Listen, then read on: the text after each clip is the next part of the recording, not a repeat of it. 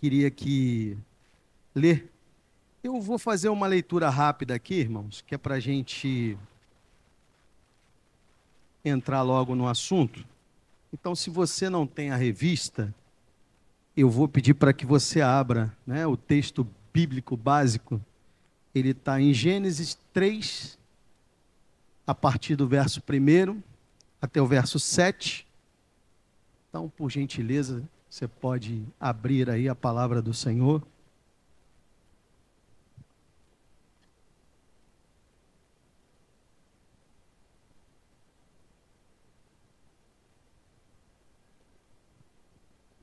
É facinho de achar. Então, a leitura do nosso texto bíblico básico nessa noite diz o seguinte: Ora, a serpente era mais astuta que todos as alimárias do campo que o Senhor Deus tinha feito. E esta disse à mulher: É assim que Deus disse: Não comereis de toda a árvore do jardim? E disse a mulher à serpente: Do fruto das árvores do jardim comeremos, mas do fruto da árvore que está no meio do jardim, disse Deus: Não comereis dele, nem nele tocareis, para que não morrais. Então a serpente disse à mulher: Certamente não morrereis, porque Deus sabe que no dia em que dele comerdes, se abrirão os vossos olhos e sereis como Deus, sabendo o bem e o mal. E vendo a mulher que aquela árvore era boa para se comer e agradável aos olhos, e a árvore desejável para dar entendimento, tomou do seu fruto e comeu, e deu também ao seu marido, e ele comeu com ela. Então foram abertos os olhos de ambos, e conheceram que estavam nus, e coseram folhas de figueira, e fizeram para si aventais. Amém? Esse é o texto bíblico básico, e o texto áureo, ele se encontra também lá no livro de Gênesis, no capítulo 3, só que é o verso 15, e ele diz assim: E porei inimizade entre ti e a mulher, entre a tua semente e a sua semente. Esta te ferirá a cabeça, e tu lhe ferirás o calcanhar. Amém, irmãos? Então, a redenção da humanidade nos tempos eternos. A gente conhece, né? A gente, pelo tempo, talvez, que nós temos na presença do Senhor, uma das primeiras coisas que a gente trata, assim como o livro de Gênesis sugere, é a criação. Não é isso? Então, mesmo aqueles que não estudam a palavra, mesmo aqueles que não tratam como nós tratamos, eles sabem falar alguma coisa para você que seja a respeito de Adão e de Eva. Esse nome é um nome conhecido.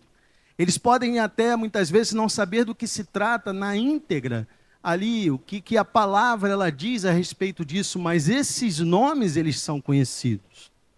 Então, eles tratam para nós exatamente do início de todas as coisas.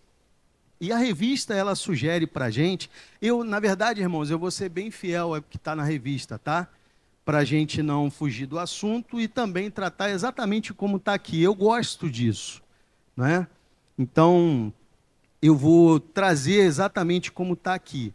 E o que a revista sugere é que a gente trace um paralelo, que a gente fale a respeito dos aspectos do início, da criação, do Gênesis, como propriamente diz a palavra do Senhor. Então, é para falar sobre a criação do mundo, a queda por meio do pecado, como tratou o texto aqui que nós lemos, e também a redenção, que fala da chegada, da vinda do Messias, para trazer propriamente dito isso aí, a redenção. Que esse é o assunto que nos interessa. Né? Então eu fui dar uma pesquisadinha para a gente trazer aqui para os irmãos exatamente o que significa esse termo redenção, para a gente ter o entendimento do que o dicionário diz, o que se fala a respeito disso. E o que diz o seguinte, olha, a redenção da humanidade nos tempos eternos é o resgate da humanidade por Jesus Cristo, que removeu os obstáculos entre Deus e os homens. Então, a redenção, ela trata exatamente sobre essa missão que o nosso Jesus, ele recebeu da parte do Senhor, para que ele viesse como homem e tudo aquilo que foi estragado lá no início, para que ele conseguisse consertar, para que hoje nós estivéssemos aqui, ouvindo isso com a certeza que ele veio, porque assim o nosso Deus, ele nos ama. E ele nos fez filhos.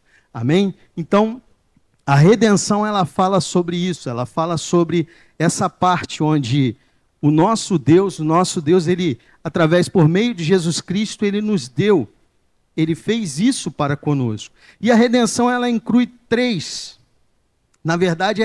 processos. Ela fala do perdão dos pecados, ela fala através da justiça, e ela fala também para nós sobre a vida eterna. Então, a importância que tem essa redenção. Então, para a gente alcançar para chegar até essa parte da redenção, nós trilhamos um caminho. A humanidade, ela trilhou um caminho. E esse caminho, ele iniciou lá, no início realmente de tudo. Então, ela começa, né, a trajetória, ela teve uma longa trajetória, desde a criação, aí ela vai passar pela queda do homem e a instituição do pecado, não é? E culmina com a encarnação de Cristo, onde ele era o verbo e ele se fez carne e habitou entre nós. Então esse é o nosso objetivo. Isso é o que nós vamos tratar nessa noite. Então a palavra introdutória, que está aqui na minha e está aí na sua revista, quem não tem a revista, eu peço que você preste atenção, porque como eu não sou muito bom, irmãos, eu preferi nem fazer slides, que era para não confundir ninguém, e também que eu não ficasse muito confuso, que a minha esposa falou logo assim, tu vai conseguir falar e apertar aquele negocinho? Eu falei, não, deixa quieto, porque eu ia falar, esquecer de apertar o negocinho, a gente ia ficar perdido. Então, melhor a gente não mexer com esse trem, não. Então, vamos lá. A palavra introdutória, ela diz o seguinte para nós, eu vou ler o que está na minha revista e está na sua também. Assim como a pessoa de Cristo não pode ser limitada ao tempo cronológico, que é o nosso cronos, aquilo que a gente vive, a obra de redenção da humanidade não pode ser limitada a um tempo específico, né? A gente não pode colocar isso em tempos humanos. Por quê? Porque antes da criação do mundo, nosso Deus, ele já existia. Não é? O nosso Deus, ele não foi criado, ele simplesmente ele é. Ele é, na verdade, o Criador. Então, o nosso tempo, ele não se enquadra nisso. Então, o Senhor, ele tem coisas, ele tem tudo diferente daquilo que até foge o nosso entendimento. E o apóstolo Paulo, ele diz que o Senhor, através lá no livro, na carta aos Efésios 1:4, e ele fala sobre a criação, ele diz que Deus nos elegeu antes da criação do mundo. Ou seja, antes que ele criasse todas as coisas, também nós já fazíamos parte desse projeto. Não é isso? Então ninguém aqui foi criado por acaso. A história da humanidade não aconteceu por acaso. A história da humanidade, ela foi preparada. Ela foi algo planejado pelo Senhor. Então, a gente tem essa honra, esse privilégio. E dessa forma, continuando na revista, é necessário saber o que houve na eternidade, tanto para compreender a pessoa de Cristo, como para entender a história da redenção humana. Então, o que a gente precisa? A gente precisa buscar do Senhor. O pastor Iraguchi, ele começou falando sobre a importância da palavra, a importância do conhecimento da palavra. E é isso mesmo, meu irmão, é tudo que norteia a nossa vida. Se a gente entender o básico, já está caminhando para a coisa ser muito boa. Então, quando a gente entende o básico, entende a pessoa do Senhor Jesus, a gente entende qual o projeto de criação do nosso Deus, a gente já está no caminho certo. Ou seja, nós não seremos facilmente enganados, nós não teremos ali aquela facilidade como aconteceu lá no início, na história que nós lemos. Então, se a gente começar a entender o processo como funciona, nós não seremos ali alvos fáceis. Então é isso que o autor aqui sugere, é isso que, na verdade, nós alcançamos do Senhor quando nós entendemos, começamos a entender o projeto. Então o ponto 1 da revista, ele fala sobre a redenção, né? Como o texto diz lá, o tema, a redenção nos tempos eternos. Na minha revista, ela diz o seguinte: Deus não existe desde a eternidade. Ele é. Ou seja, nosso Deus, ele não foi criado. Pelo contrário, ele é o criador de todas as coisas. Então ele é, desde a eternidade, o nosso Deus, ele é. Por isso que existem expressões na Bíblia, você já leu, você já ouviu falar, que quando o Senhor ele se apresenta, ele diz o quê? Eu sou. Eu sou. Ele dispensa as apresentações porque ele já se apresenta dessa forma. Ou seja, ele já dá nome a tudo aquilo que ele mesmo já criou. Então eu sou. Ele dispensa ali ser apresentado por outra forma. Então, é desse jeito. Ele é antes de que tudo, antes de qualquer coisa existir, o nosso Deus, ele já era. Ele já estava aí. Ele já estava planejando. Então, a forma, não é, como a revista trata, ele descreve aqui lá no Salmo 90, no verso 2, ele vai falando sobre tudo isso, sobre a criação, sobre o que o nosso Deus planejou. E ele diz assim, olha, a eternidade foi o primeiro cenário da história em que se arquitetou o plano de redenção da humanidade. Esse plano não pode ser entendido completamente pela mente humana. E eu me pego nisso aqui. Por quê? É difícil a gente entender. Quem consegue entender o que se passa na mente de Deus? Alguém consegue, pastor Iraguchi? Nós não conseguimos entender. Eu ouvi há muito tempo atrás uma expressão, eu nem lembro quem falou sobre isso, mas eu medito nisso até hoje. Quando ele disse o seguinte: no céu será um lugar de muitas surpresas. Por quê? Porque a gente não sabe o que o nosso Deus ele pensa, da forma como ele age. A gente não consegue muitas vezes compreender. E quando eu falo que o céu é lugar de surpresa, porque nós fazemos julgamentos, a gente age de determinadas formas e a gente tem pensamentos de julgar, essa pessoa, olha, ela não vai alcançar, esse aqui não vai chegar lá, esse aqui não tem lugar no céu. Ei, mas lugar lá no céu será lugar de surpresas, talvez aquele que você nem imagina. Ele está lá porque ele foi alcançado pelo plano e pela mente do Senhor que nós não entendemos. Então eu penso exatamente isso. Foge à nossa compreensão. Por mais que a gente se debruce em livros, por mais que a gente busque, eu acho que a gente não alcança nem 10% da mente do nosso Deus. E glórias a Deus por isso.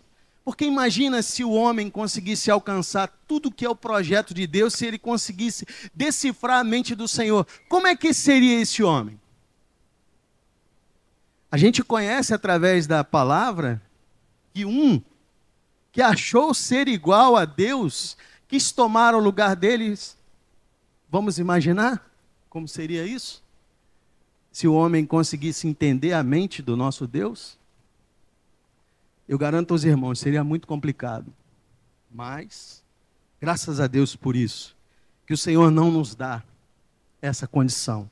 A ninguém Ele deu. Então vamos lá. No 1.1, ele trata do surgimento do homem.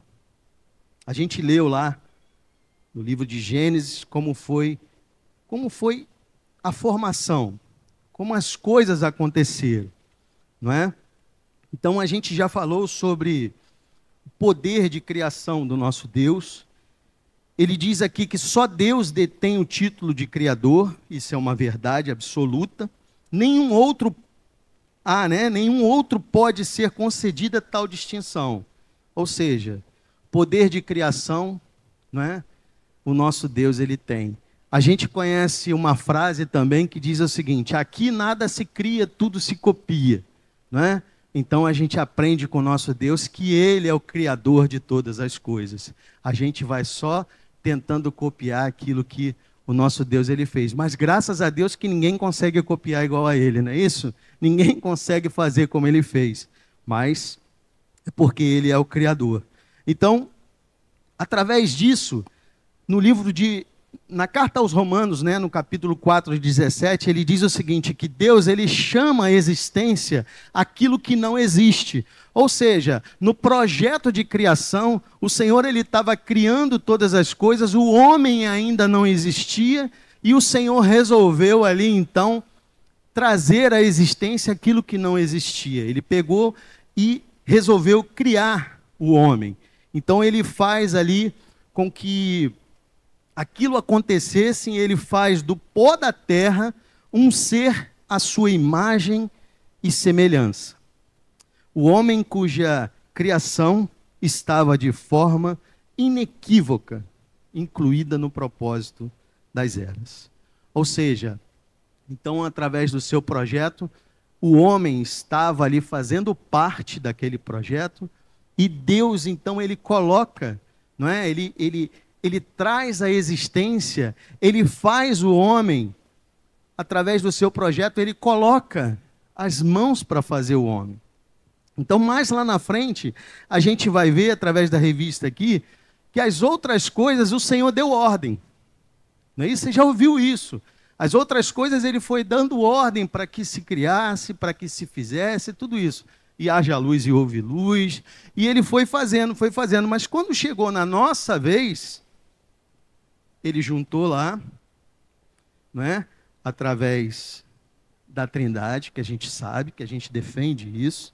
Muitos não, mas nós defendemos. Ele juntou lá o seu conselho e ele falou assim, bom, agora chegou a hora. Vamos fazer o homem à nossa imagem e semelhança. Olha a importância que você tem. Você já parou para pensar nisso?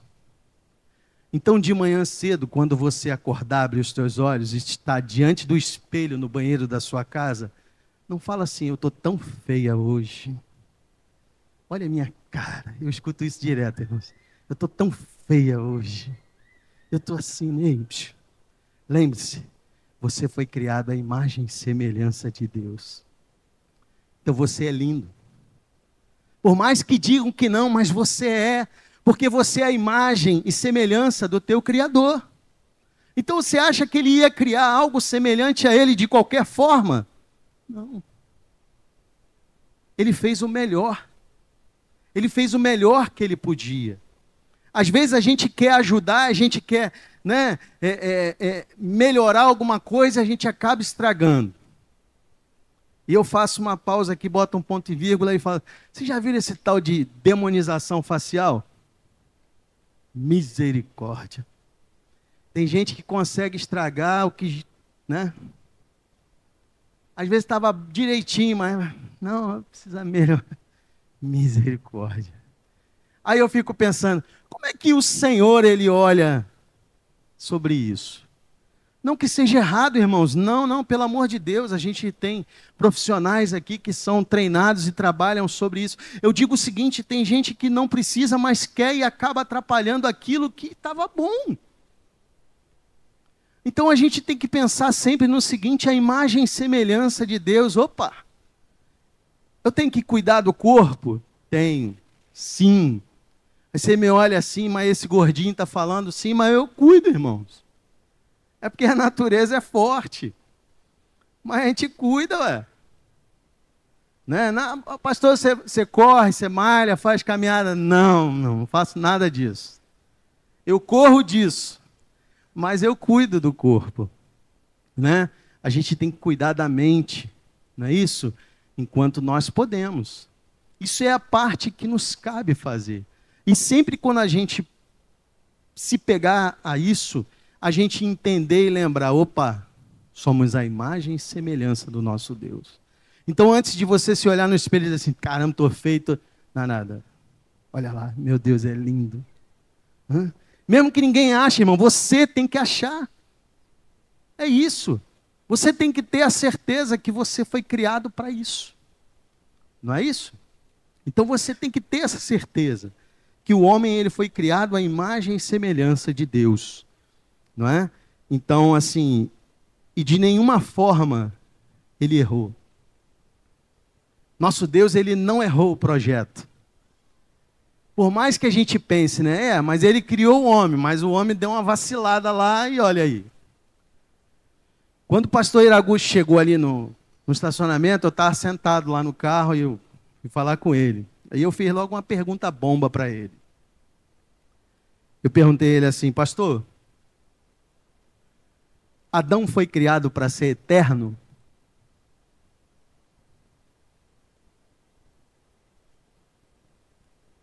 Aí ele me respondeu sabiamente, né? Um homem sábio. Eu não usaria a palavra eterno, mas ele foi criado para viver para sempre. E é isso mesmo. Você imagina? Nós fomos criados para viver para sempre. Nós fomos criados lá, já desde o início, apontando para a eternidade. Mas o homem, ele consegue estragar as coisas. Aí, né, pode passar na nossa cabeça isso, mas será que Deus, ele errou no seu projeto? Será que isso tudo fugiu ali do projeto de Deus e ele deu essa vacilada? Eu afirmo para você que não. Porque nada foge ao controle do nosso Deus. Nada foge. Ei, você foi criado para ser um ser feliz, você foi criado para viver ali em comunhão, para você ter tudo de bom e de melhor na sua vida, mas se em algum momento algo fugiu do controle, calma, não pode ter fugido do seu controle, mas das mãos do Senhor o controle não fugiu, ainda está lá. Às vezes pode estar dando assim alguma coisa errada aí, mas o Senhor vai consertar, Ele vai te ajudar a que você volte para o centro da vontade dEle. Funciona assim. Ele não errou em nada na sua vida. Ele não errou no seu projeto. Não, Ele fez a coisa certa. Você vai ver que tudo vai se encaminhar, você vai ver que as coisas vão funcionar. É assim que o nosso Deus trabalha. E olha aqui o lugar, né? A Bíblia diz aqui, a Bíblia não, a revista diz no 1.2, perdão, o lugar da habitação do homem. Olha como Deus ele fez tudo certo no seu projeto. Ele criou o homem e a primeira morada do homem era no Éden, né? E não adianta a gente comparar o Éden que a gente tem em São João de Meriti com o Éden que a Bíblia ela fala. Não é isso? Se a gente for traçar esse paralelo, misericórdia, mas Deus criou o homem para viver no Éden? Não, esse Éden aqui é diferente.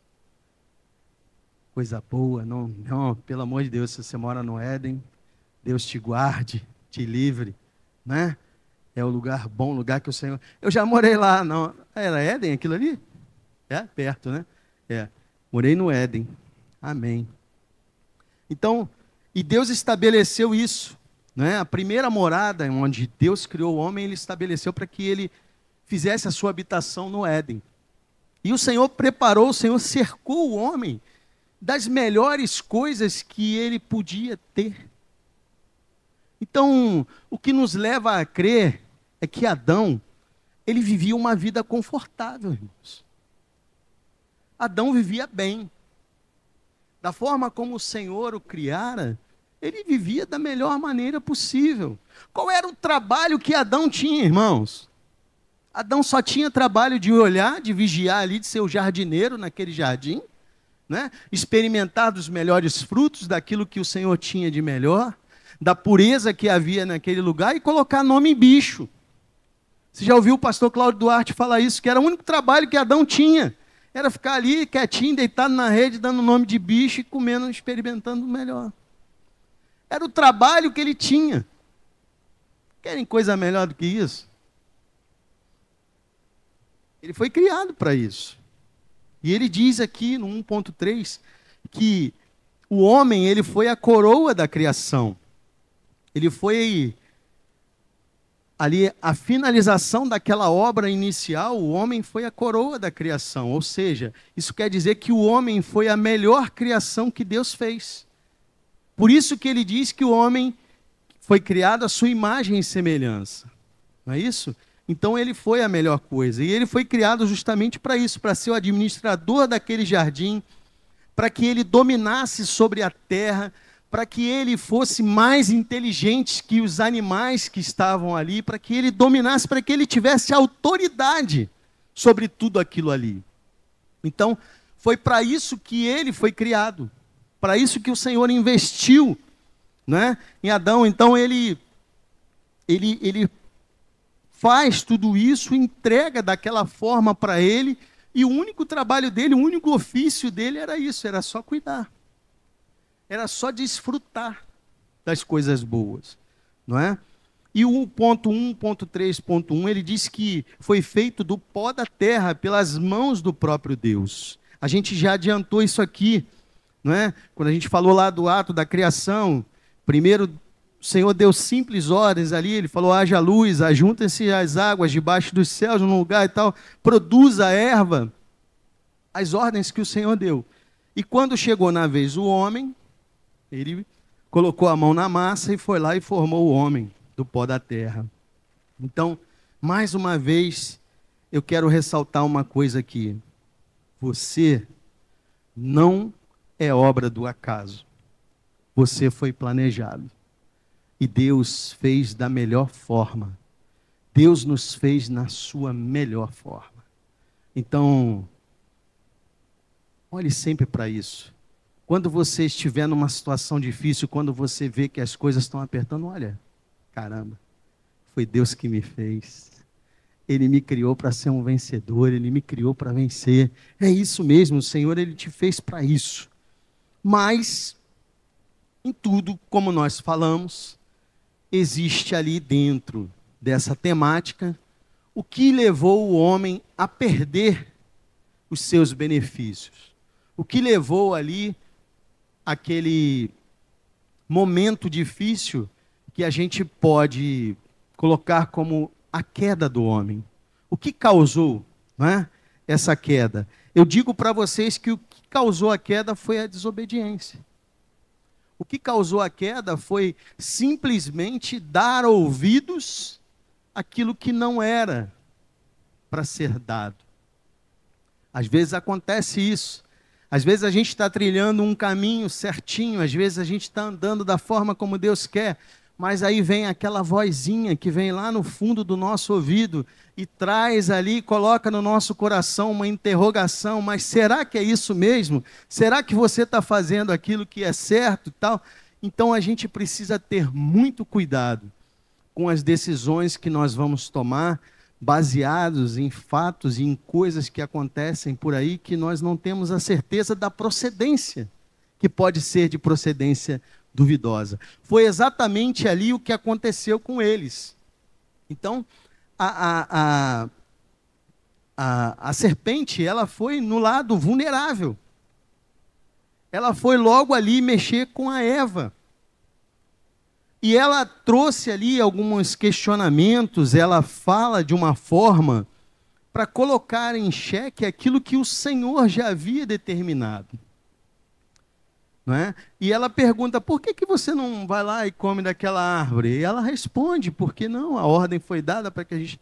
Mas, não é bem assim não.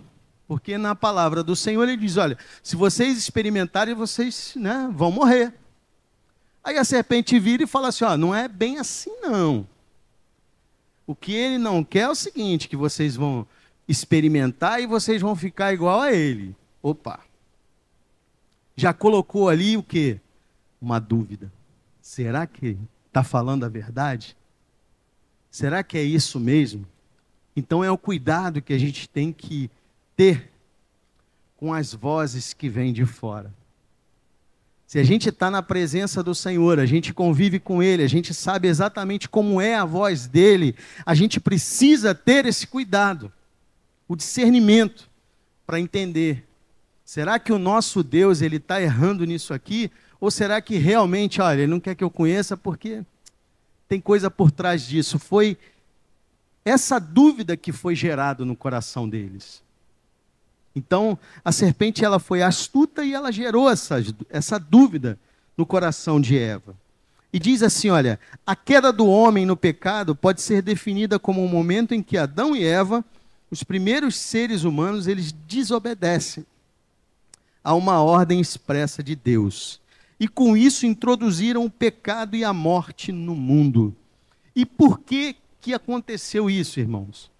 Por causa de uma palavra que nós conhecemos muito bem e que é muito usada nos nossos dias. Algo chamado livre-arbítrio.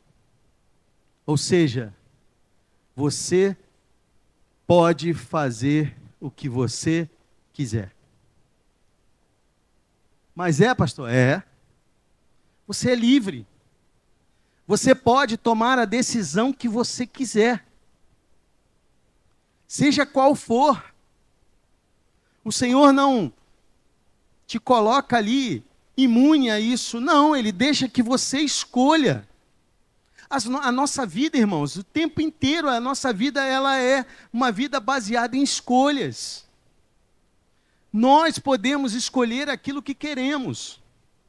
Agora, a gente tem que estar bem consciente dos resultados que serão adquiridos por meio das escolhas.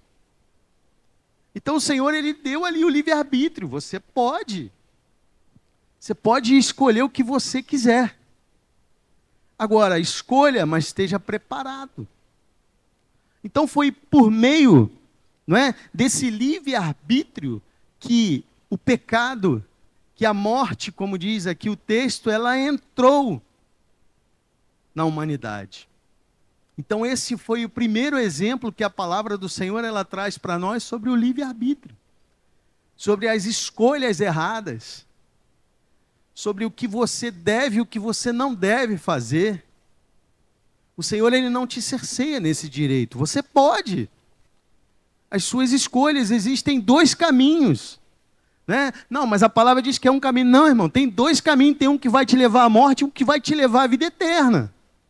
Você é livre para escolher qual que você quer. Tem duas portas, tem a estreita e a larga. Você é livre para escolher qual que você quer. A humanidade hoje está do jeito que está. Por quê? Porque existe o livre-arbítrio e as pessoas estão fazendo das suas escolhas as piores escolhas, sem ter ali a dimensão da consequência dos seus atos. Você abre o noticiário, você vê aí a internet, você vê quantas coisas absurdas acontecendo. Quantas notícias, assim, coisas que a gente não esperava ver. Mas a humanidade, através do seu livre-arbítrio, está experimentando disso aí.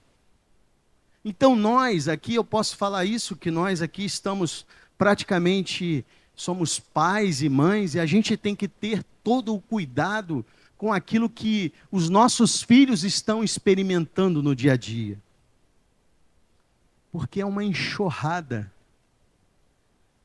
de bobagem, é uma enxurrada de coisas erradas, e que vem a coisa errada e diz assim, não, mas isso não tem nada a ver não, isso aí pode.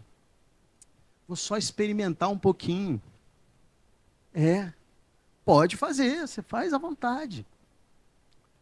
Quantos crimes bárbaros, coisas que a gente nunca imaginou que ia acontecer e estão acontecendo nos dias de hoje. Por quê? Porque as pessoas escolhem. Mas Deus não intervém nisso? Não, Ele não vai intervir. Porque o nosso Deus, Ele não arromba corações. A palavra do Senhor diz que Ele bate e você abre se quiser.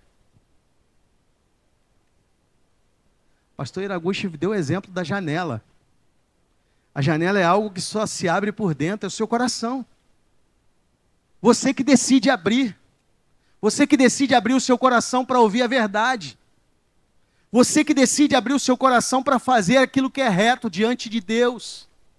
Para tomar a atitude correta, trilhar o bom caminho. É você que escolhe. Ah, mas eu não posso escolher pelo meu filho?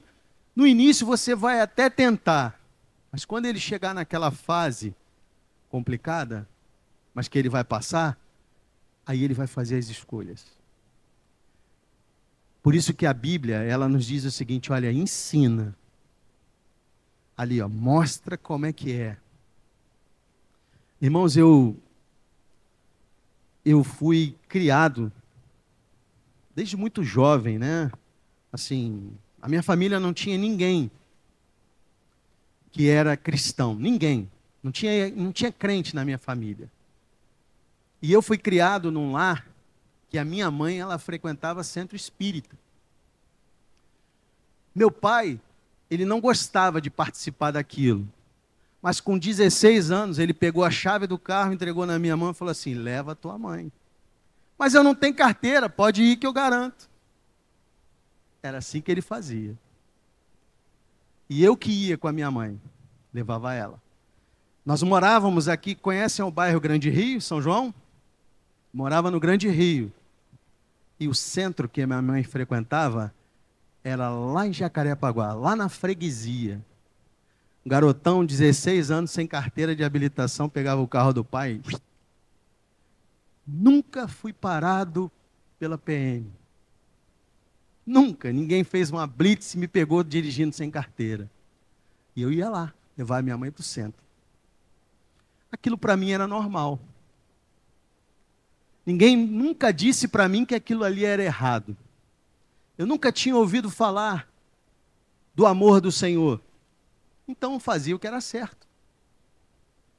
Até que chegou um dia, onde eu conheci alguém que me mostrou a diferença. Olha, Jesus faz assim. Aonde você está é assim. E assim. E assim. E o livre-arbítrio que estava em mim me fez fazer a escolha certa. Eu fui um jovem que tive de tudo, conheci tudo que vocês imaginam. Graças a Deus só não roubei, mas eu me prostituía, usei drogas. Eu conheci o mundo na plenitude, porque o diabo dava assim, ó. Mas quando eu conheci o Senhor, eu pude escolher. E graças a Deus que eu fiz a boa escolha. Então o livre-arbítrio é isso. Você tem a oportunidade. Será que o Senhor, desde aquele tempo, ele já não tinha um projeto? Ele tinha, sabe por quê? Depois eu fiquei sabendo disso. Naquela época, eu tenho 55 anos, irmãos. E eu sou o filho do meio. Tenho um irmão mais velho que eu, que é pastor também na DEVEC. Minha mãe, quando estava grávida, do 3º para o 4º mês de gravidez, minha mãe teve rubéola. As irmãs aqui, que são daquele tempo, sabem disso. E o diagnóstico do médico para ela foi o seguinte, olha, pode tirar que ele vai nascer cheio de problema. Se não morrer antes, pode tirar. Minha mãe falou para ele, não. Deus não mandou eu tirar. Minha mãe não era crente, minha mãe não conhecia o Senhor, mas ela falou assim, Deus não falou comigo para eu tirar. Minha mãe bancou a gravidez. Ou seja, o Senhor já tinha um projeto lá no ventre da minha mãe. E nem ela sabia. E eu pude fazer a minha escolha, graças a Deus. Então a gente já fez um parênteses, vamos voltar para cá. Isso aqui é o livre-arbítrio, a gente poder fazer as nossas escolhas. Né? A mulher, ela escolheu acreditar numa mentira. E a gente vê isso todo dia, irmãos. As pessoas escolhendo acreditar em mentiras sedutoras. Porque alguém quando quer te pegar numa mentira, tem que ser algo bom. Tem que ser algo que vá te atrair. Aquilo tem que ser uma ilusão tão boa, porque se não for, você não cai. A serpente virou para ela e falou assim: isso é mentira, você não vai morrer nada. Opa, já que eu não vou morrer, o fruto é bom, beleza. Ou seja, ela preferiu acreditar. E o homem, por sua vez, ele optou em ignorar a ordem. A ordem do Senhor era para que não tocasse. Mas a mulher o envolveu e ele foi lá e ignorou a ordem que havia sido dada. Então, às vezes, devido às escolhas erradas, as pessoas podem te envolver. Às vezes alguém dá ouvido a alguma coisa errada e vai transmitir, e vai te envolver, e vai te induzir ao erro também.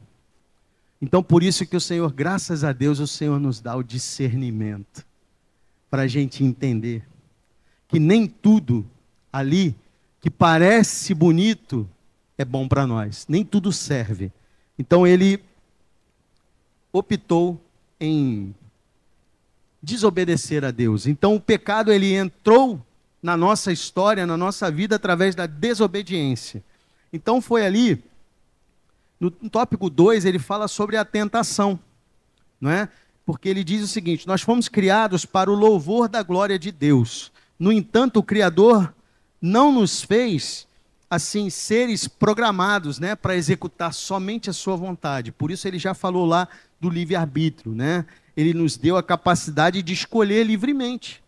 É isso aí. É isso exatamente o que a gente estava falando. Então, como exemplo de tudo isso, ele dá o exemplo aqui de Abraão, que o Senhor pediu ali o seu filho, o seu único filho, e ele foi lá e entregou, mas por opção dele.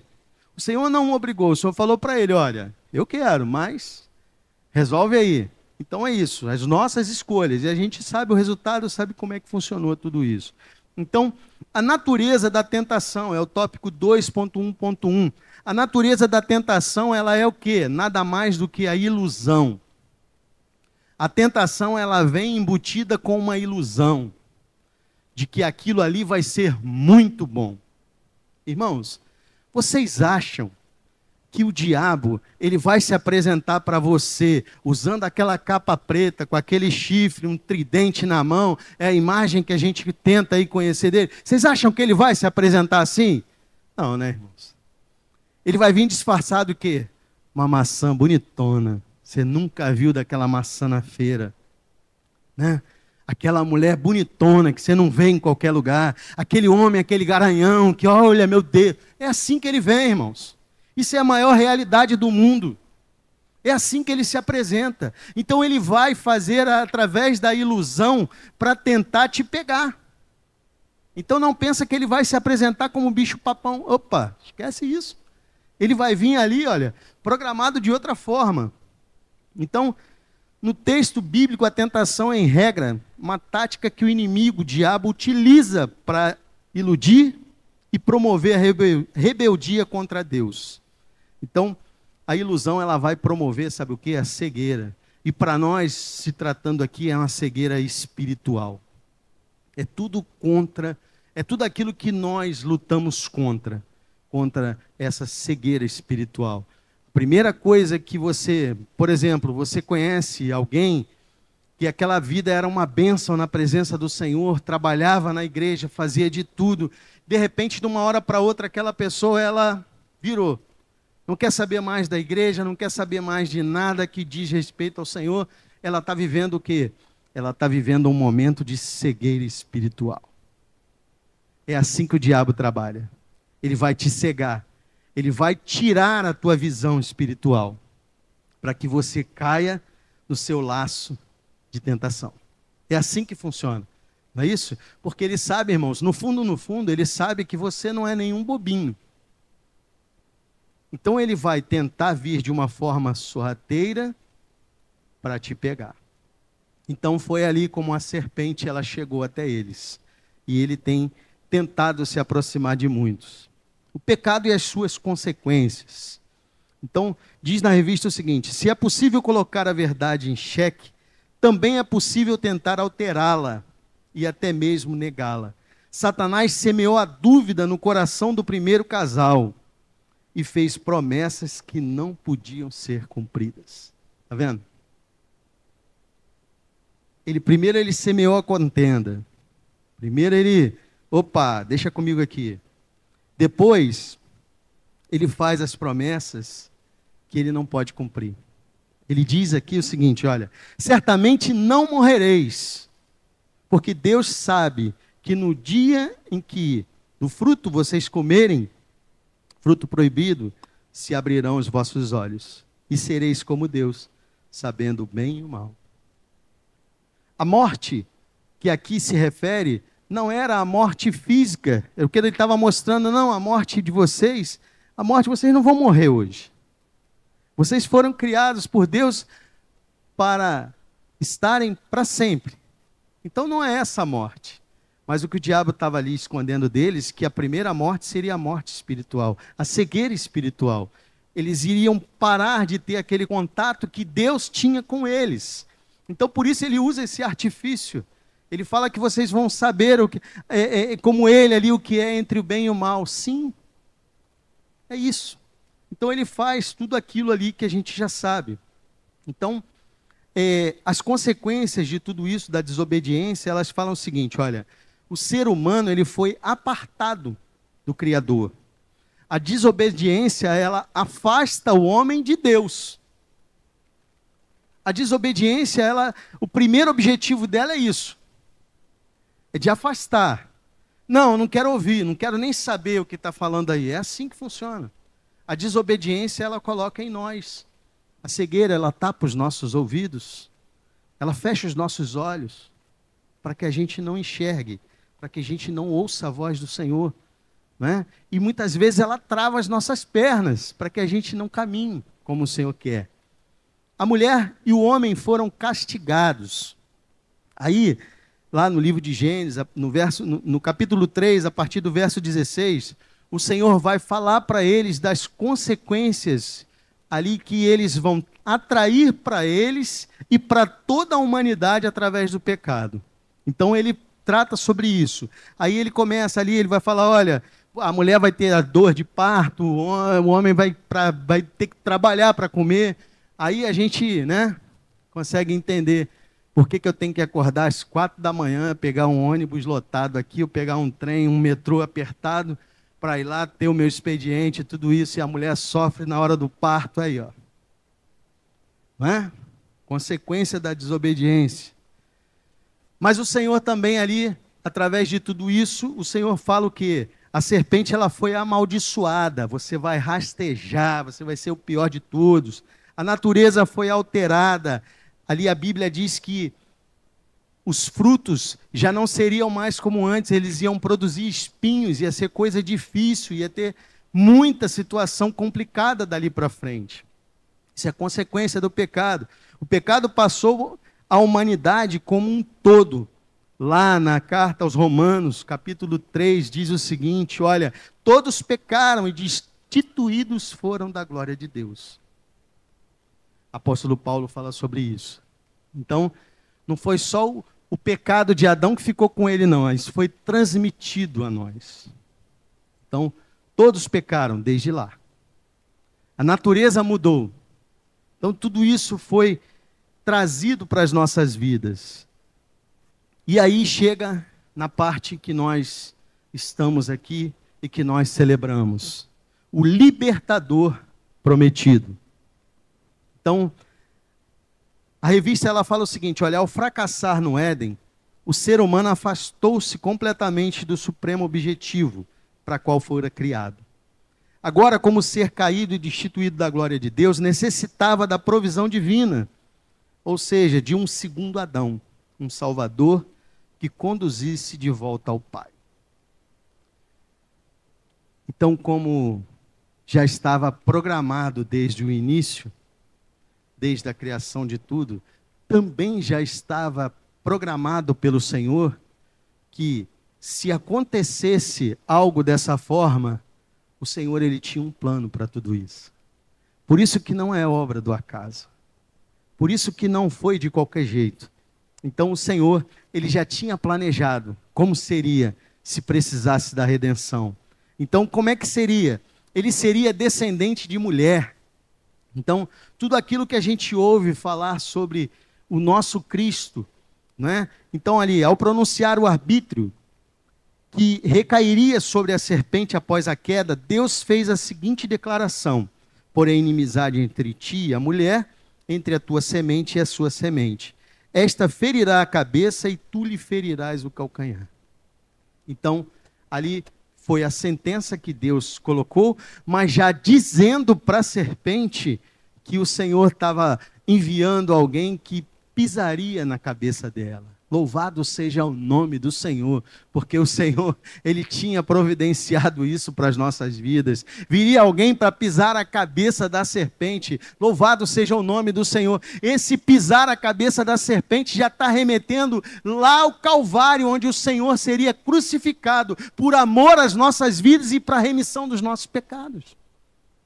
Ah, mas aí a serpente vai ferir o calcanhar? Sim, a morte de cruz, não tem problema. O negócio é o resultado que essa morte vai produzir. Por quê? Porque ali ele vai vencer a morte, vai pisar a cabeça da serpente, ele vai tomar a chave da morte. Ei, está aqui, ó.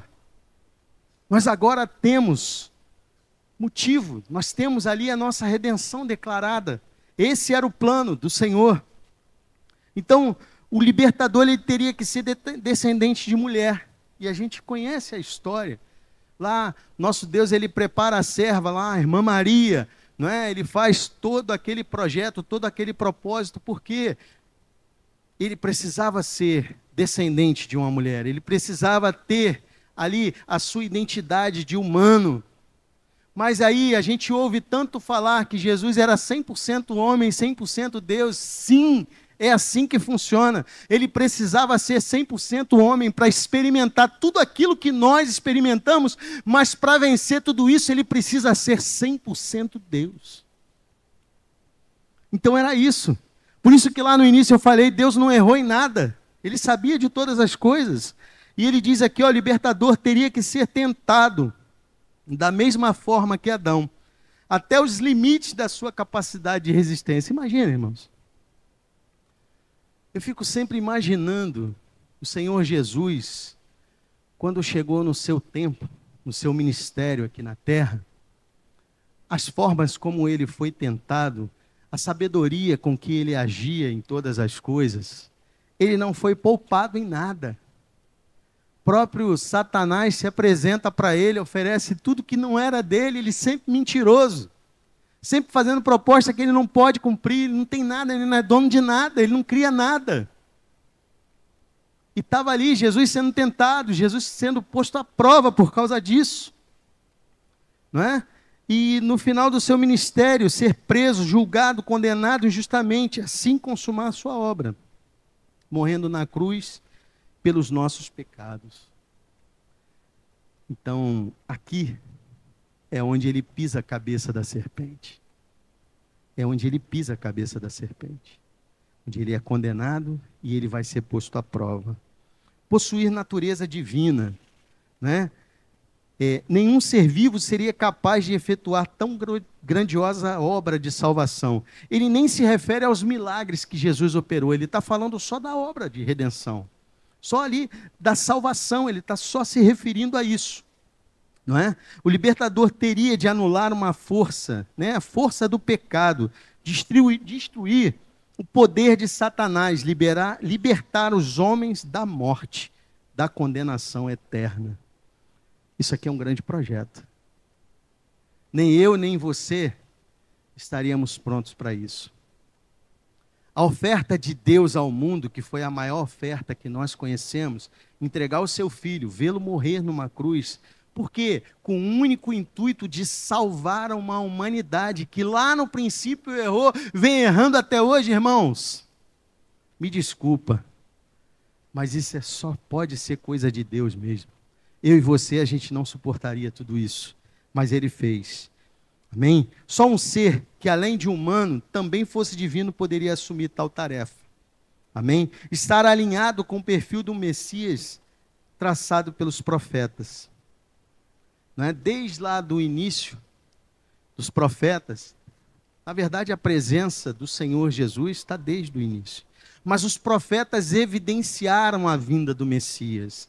Não é isso? Profeta Isaías, tido como profeta messiânico, lá no capítulo 9, ele explica quem seria esse que viria, que seria o Messias. Ele dá os nomes, não é? E o seu nome será como? Maravilhoso. Aí o pastor Iraguchi ensinou aqui que as Bíblias, muitas não têm a vírgula, então ele é um maravilhoso conselheiro. A minha é assim. O maravilhoso conselheiro, o Pai da eternidade, príncipe da paz. Olha quantos atributos o nosso Senhor ele tem. Olha a forma como ele foi gerado e preparado. Tudo isso para quê? Por amor à minha e à sua vida. E Jesus veio, realizou o seu papel, ele fez aquilo que desenvolveu, que era o projeto inicial do Pai. Ele foi ali ele alcançou a humanidade, e isso tudo vem acontecendo até hoje. Quando eu e você, a gente propaga o nome do Senhor, quando a gente anuncia que o Messias, ele está aqui, né? E a gente ainda escuta. Outro dia, acho que foi no trabalho, alguém falou assim, caramba, os crentes falam, minha avó era pequenininha e ela dizia que Jesus está voltando. Aí depois Jesus, olha, ele está vindo, ele está chegando, e até hoje ele está chegando, e ele vai chegar em nome do Senhor Jesus. Ele vai chegar. Isso não é mentira de crente, isso aí é profecia, isso é promessa de Deus. Ele está vindo para resgatar ainda aqueles que estão perdidos por aí, aqueles que ainda não aceitaram, aqueles que ainda precisam viver uma experiência. Talvez o que está faltando eu e você nos empenharmos mais em apresentar esse Messias, em mostrar tudo que ele pode, tudo que ele faz. Talvez seja isso. E a conclusão, irmãos, é o seguinte, é que a redenção do ser humano foi planejada ainda nos tempos eternos. Não foi nada por acaso. E eu quero encerrar aqui, eu quero ler. Quando eu falei lá no início sobre a redenção, o que ela inclui,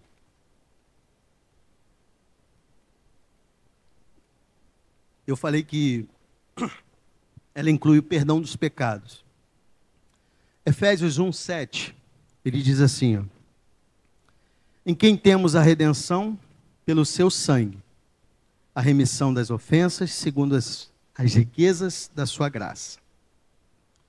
Aí a redenção também inclui a justiça. Romanos 5:17. Porque se pela ofensa de um só a morte reinou por esse, muito mais os que recebem a abundância da graça e o dom da justiça reinarão em vida por um só, Jesus Cristo. Fica tranquilo, você vai ser justificado por Ele. Você já é justificado por Jesus. E a vida eterna, que esse aqui é um clássico, todos nós conhecemos, João 3,16, que porque Deus amou o mundo de tal maneira que deu o seu Filho unigênito, para que todo aquele que nele crê não pereça, mas tenha a vida eterna. Isso aqui é claro, é real. É real. Existe uma promessa de vida eterna para você. Existe uma promessa de vida eterna para a sua casa, para a sua descendência. Ei, ninguém vai ficar para trás. Ore por eles, continue, não desiste não. A sua hora vai chegar de ver você, de declarar como nós declaramos que eu e a minha casa vamos servir ao Senhor. Porque isso existe para nós. E a redenção, para finalizar, irmãos, a redenção ela não é definida pelo rótulo da igreja, ou pelo que talvez seja pregado, por aquilo que alguém vive. Não. A redenção ela é escolha. Saiba disso. Você escolhe ser remido pelo Senhor. Grave isso. Você que escolhe. A porta da graça, está aí, ela se abre. Mas quem decide ser alcançado por ela é você. É você. Amém? Que o Senhor possa nos abençoar, que essa palavra fique gravada nos seus corações, façam uso dela.